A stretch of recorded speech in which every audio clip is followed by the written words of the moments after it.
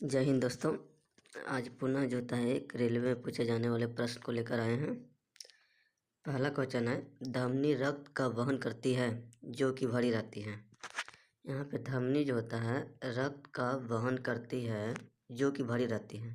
धमनी को इंग्लिश में बोलते हैं आर्टरीज। क्या बोलते हैं? आर्टरीज। आर्टरीज, ठीक ना। अब इसमें कहता है कि जो ब्लड जो होता है वहन करती है, यह धमनी जो होता है ब्लड का वहन करती है जिसमें भरी रहती है। क्या भरी रहती है? तो ऑप्शन नंबर ए है ऑक्सीजन, बी है कार्बन डाइऑक्साइड, सी है टॉक्सिन, डी है लिपिड।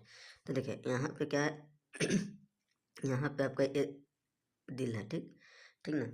अब दिल हृदय जो होता है, हृदय से रक्त जो होता है किधर जाता है? एक शरीर की ओर जाता है। क्या होता है? शरीर की ओर। किधर जाता है? शरीर की ओर।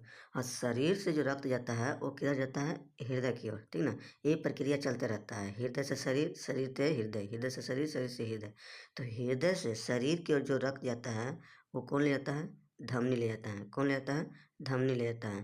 और धमनी जो ले जाता है इस रक्त में जो होता है क्या पाया जाता है? ऑक्सीजन पाया जाता है। इसलिए इसे हम क्या बोलते हैं? शुद्ध रक्त बोलते हैं। क्या बोलते हैं? शुद्ध रक्त बोलते हैं।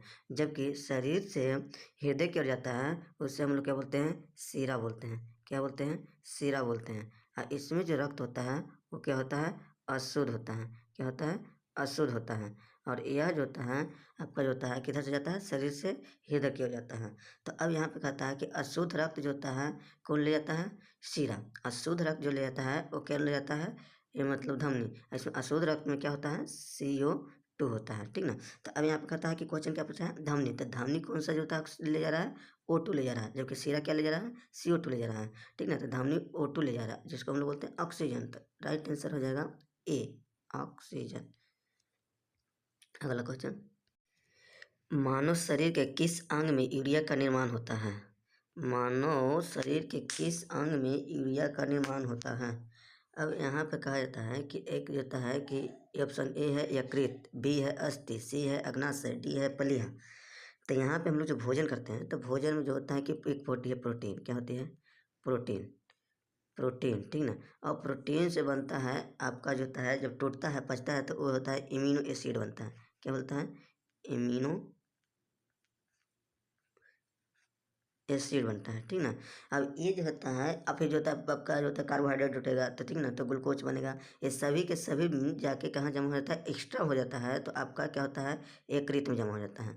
और यकृत में जमा होने के बाद वहाँ पे जाता है कि ज़्यादा होने के बाद वह जो होता है यकृत जो होता है आपका यूरिया का क्या करता है? निर्माण करता है।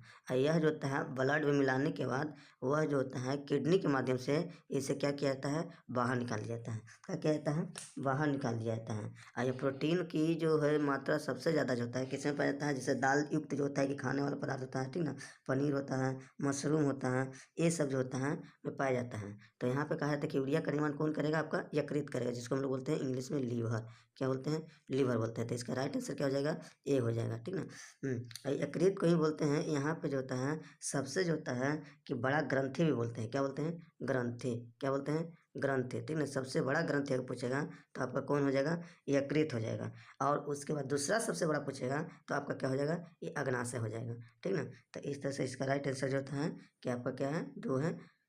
अगला क्वेश्चन,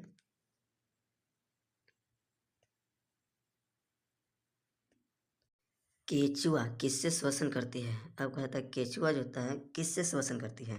तो केचुआ एक जो होता है एनलिडा, एनलिडा, ठीक ना, वर्ग का प्राणी है। क्या है? एनलिडा का है, ठीक ना। इसमें जो होता है अधिकांश जो होता है जीव जो होता है उसका श्वसन जो होता है आपका जो होता है किससे होता है? स्किन से होता है। क्या होता है? स्किन से होता है, जिससे हम लोग क्या बोलते हैं? चमड़ा बोलते हैं। क्या बोलते हैं? चमड़ा या त्वचा भी बोलते हैं। त्वचा, त्वचा बोलते हैं, ठीक ना। तो यहाँ पे जो होता है कि राइट आंसर जो हो जाएगा वो आपका क्या हो जाएगा? बी हो जाएगा, ठीक ना। अब फेफड़ा से आपका जो होता है क्या लेता है? मनुष्य लेता है। क्या लेता है? मनुष्य लेता है, ठीक ना। आगे का क्वेश्चन नेक्स्ट, मानव शरीर में अनैच्छिक मांसपेशियां कहाँ होती है? ठीक ना। एक मानव शरीर में अनैच्छिक मांसपेशियां कहाँ होती है ये ऑप्शन दिया हुआ है आपका, ठीक ना।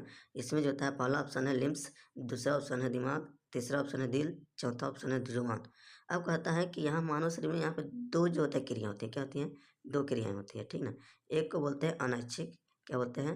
अनैच्छिक। यहाँ पे अनैच्छिक ज़्यादा अच्छा होगा इसमें, अनैच्छिक, ठीक ना। क्या हो जाएगा? अनैच्छिक। और दूसरा जो होता है ऐच्छिक होता है। क्या होता है? ऐच्छिक होता है। दूसरा क्या होता है?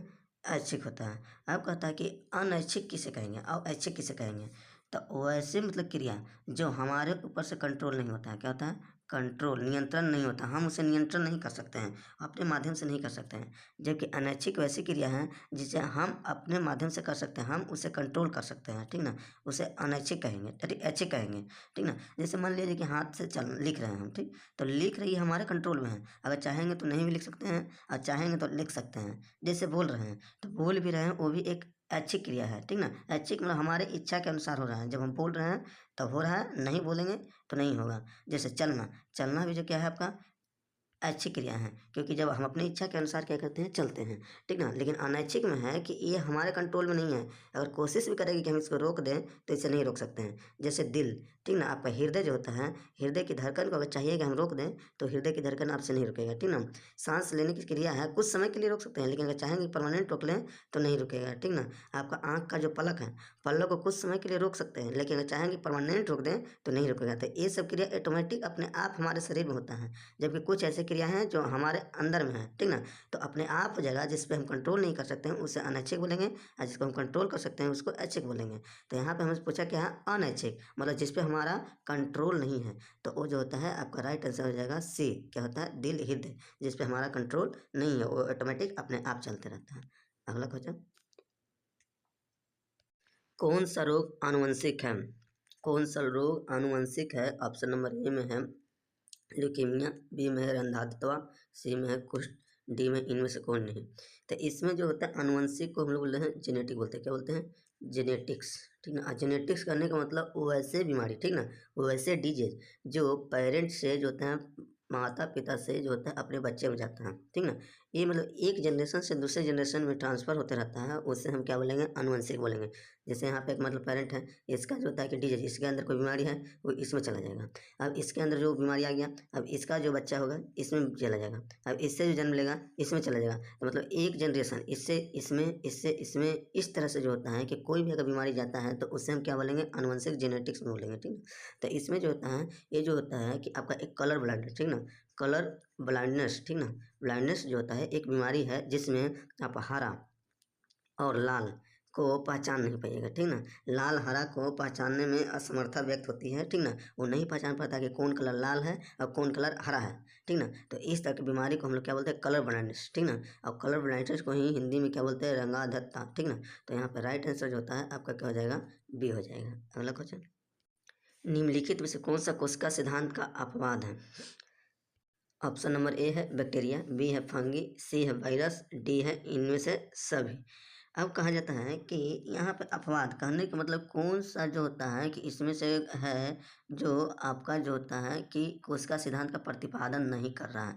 तो कोशिका सिद्धांत का प्रतिपादन करने का मतलब कोई भी चीज़ होता है, एक जो होता है कि कोशिका से निर्माण हुआ है, ठीक ना, कोशिका से निर्माण हुआ है। अब कोशिका के अंदर में क्या क्या होना चाहिए उसका बहुत सारे एक ऑर्गन होता है, जैसे न्यूक्लियस होता है, माइटोकॉन्ड्रिया होता है, गोल्गी बॉडी होता है, राइबोसोम होता है, लाइसोसोम होता है। लेकिन इसमें मुख्य रूप से जो होता है कि न्यूक्लियस को माना जाता है।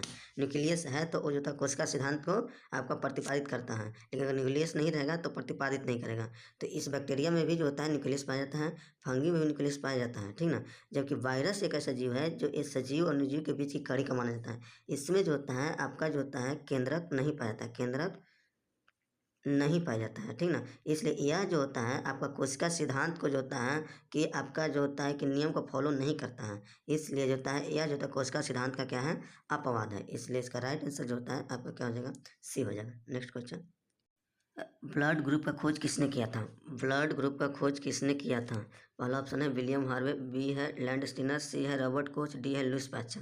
तो इसका जो होता है कि खोज जो होता है सबसे पहले जो होता है कौन किए थे? लैंड स्टीनर किए थे। क्या किए थे? लैंड स्टीनर किए थे। और यहाँ पे जो होता है रॉबर्ट कोच जो होते हैं, ये आपका जो होता है कि टीबी के बैक्टीरिया का खोज किए थे। क्या किए थे? टीबी के बैक्टीरिया का, ठीक ना। और लुईस पैस्चर जो होता है चेचक के टीका का किए थे। क्या किए थे? चेचक के टीका का किए थे, ठीक ना। अगला क्वेश्चन, अगला क्वेश्चन पढ़ने से पहले आपसे एक क्वेश्चन पूछ रहे हैं कि विलियम हार्वे किस चीज़ का खोज किए थे? इसका आप कमेंट बॉक्स में आंसर दे सकते हैं। मनुष्य द्वारा काटने के लिए प्रयोग किए जाने वाले दांत का नाम क्या है? पहला ऑप्शन है कृदंत, दूसरा है वृदंत, श्रवंत, तीसरा है चौर्णक दांत, दी है पूर्ण चौनक दांत, ठीक ना। तो इसको इंसाइजर हम इंग्लिश में बोलते हैं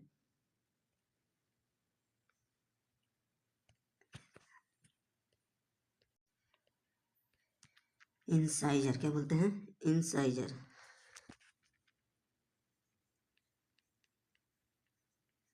और इसको बोलते हैं केनाइन, इसको बोलते हैं मोलर, इसको बोलते हैं प्रीमोलर, प्रीमोलर्स, ठीक ना।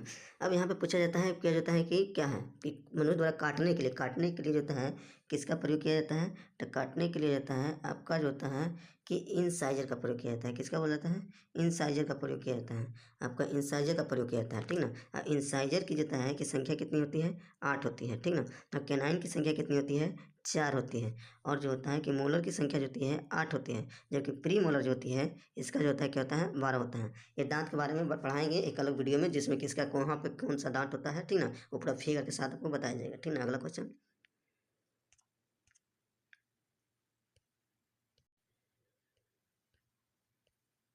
Power house of the cell किसे कहा जाता है? Power house of the cell किसे कहा जाता है? पहला ऑप्शन है लाइसोसोम, दूसरा होता है माइटोकॉन्ड्रिया, तीसरा एंडोप्लाज्मिक रेटिकुलम, डी है गोल्गी बॉडी।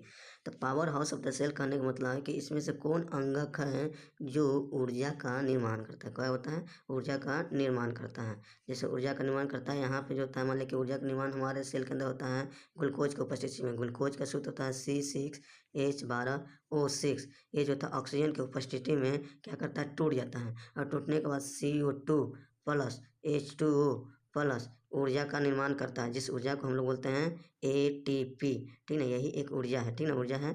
ATP का फुल फॉर्म होता है adenosine, adenosine, adenosine try triphosphate, ठीक ना। एडिनोसाइन ट्राइफॉस्फेट होता है। तो यहाँ पे ऊर्जा का निर्माण कौन करता है? आपका ये जो प्रक्रिया पूरा होता है माइटोकॉन्ड्रिया में होता है। किसमें होता है? माइटोकॉन्ड्रिया में होता है। इसलिए इसका राइट आंसर जो होता है आपका क्या हो जाएगा?